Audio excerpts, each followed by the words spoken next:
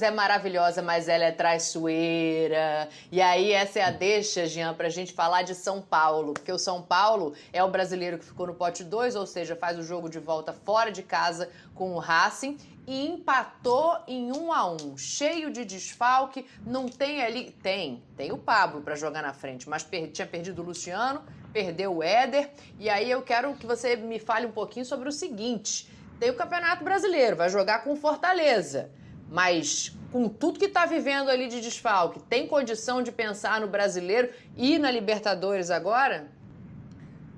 Eu sempre acho que tem que pensar, Dani. Claro que a situação do São Paulo, né, que era até colocado no começo do campeonato como um dos candidatos ao título brasileiro, e acho que não é mais candidato ao título brasileiro, eu em geral demoro para tirar da briga por títulos aqueles que começam mal. Porque eu acho que muitas vezes a gente é muito precipitado, passam 3, 4 rodadas e a gente já quer mudar completamente o objetivo que a gente tinha apontado para um time. Mas no caso do São Paulo, que o começo foi muito, muito ruim. Pela qualidade dos times que brigam pelo título, eu acho que a disputa pelo título brasileiro já foi mesmo.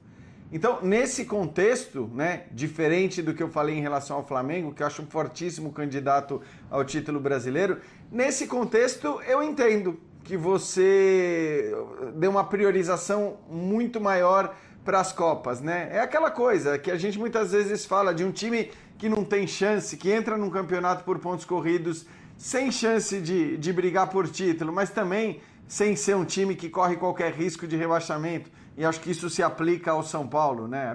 Não é mais um candidato ao título, não tem chance de cair e tem que tentar se manter ali no meio até para brigar por Libertadores lá mais para o fim do campeonato, caso não conquiste a Libertadores, que hoje nem há hipótese mais provável. Então, para o São Paulo, nesse momento, eu entendo uma leitura e um olhar muito especial para o jogo contra o Racing e uma minimização em relação à partida contra o Fortaleza.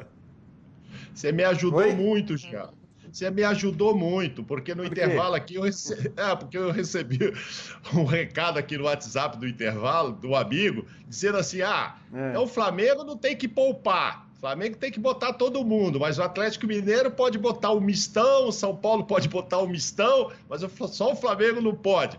Ainda bem que você já explicou o motivo aí, entendeu? Porque tudo indica que o Atlético, que também briga pelo Campeonato Brasileiro, um Atlético que também há muito tempo, mais do que todo mundo, né, não ganha o Campeonato Brasileiro. Tá ali podendo até assumir a liderança, dependendo das coincidências, vai vir com o mistão para cima do Corinthians, o São Paulo por causa do Racing e Inter, e a gente justificou que o Flamengo tem uma condição diferente. Então você até me ajudou, espero que o meu amigo aqui já esteja feliz com essa resposta. Ô Mauro, só para lembrar que o Defensa e Justiça ficou em 11º lugar, se não me engano, não vi a última rodada, ou em 12º, no grupo de 12, no último campeonato argentino, eram 2 grupos de 12 na Supercopa da Liga Argentina, que perdeu o seu principal centroavante, o seu artilheiro, para o River Plate. Não dá para comparar a capacidade individual desse time com a capacidade do Flamengo. O Boca também é bem abaixo do Atlético Mineiro. Eu não acho que o Atlético deveria poupar, para ser bem claro. Eu acho que o Atlético tem que jogar o campeonato à vera, porque esse ano, se não ganhar, serão 50 anos sem a conquista do campeonato mais importante do país. Então eu acho que o Atlético brasileiro e Libertadores têm o mesmo peso. Não tem peso maior um do que o outro. E o São Paulo é o que já falou. Tem até o peso maior, né, Vitor? Talvez sim, depende. Aí tem que perguntar, aí vai na emoção de cada torcedor.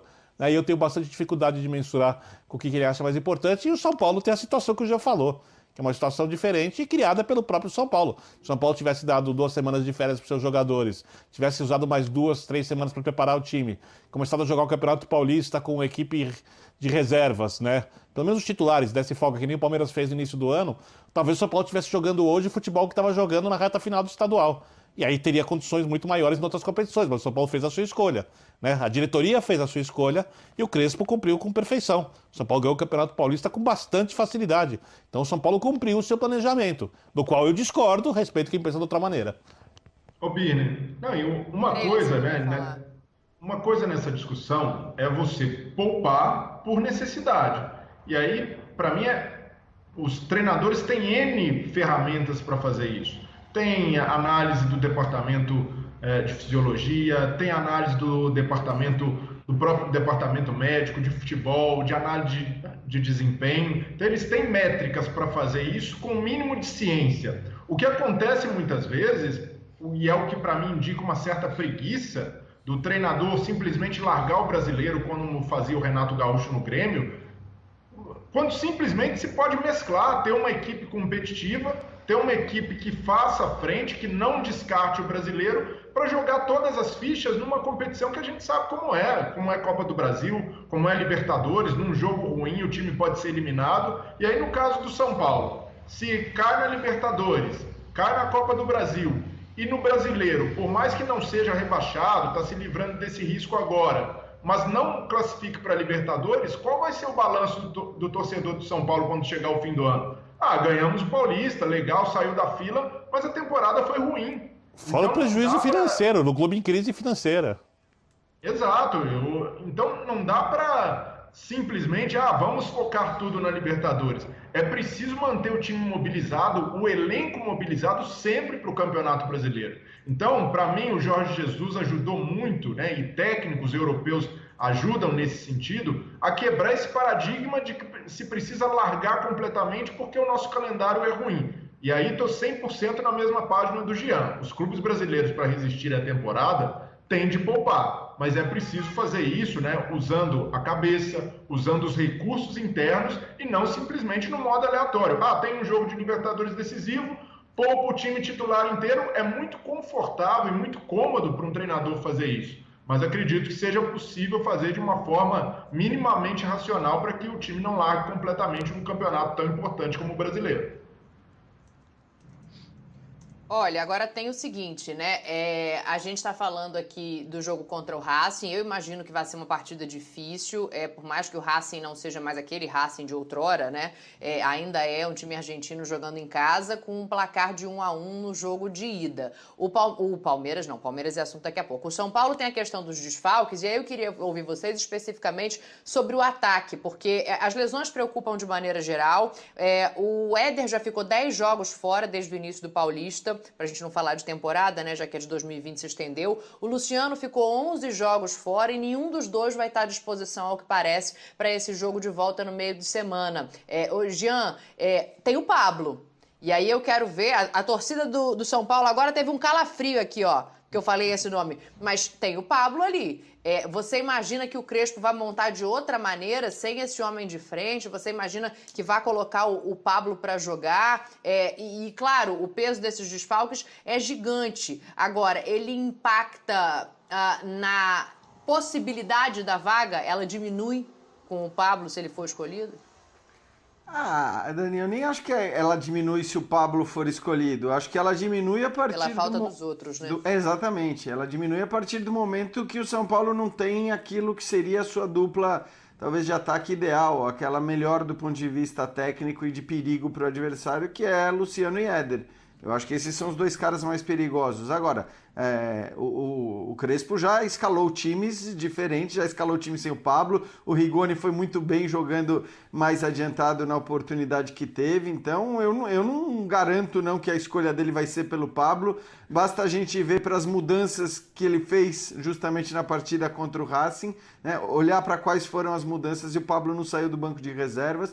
Então, nada me garante ou indica que o Pablo vá ser titular. Ele parece estar perdendo pontos, parece estar perdendo espaço, embora ele tenha sido até, talvez no melhor momento do São Paulo nessa temporada ali no Campeonato Estadual, ele fosse o titular ao lado do Luciano, no momento em que o São Paulo mais encantava. Mas também, repito, eram outros adversários de outro nível e tudo mais.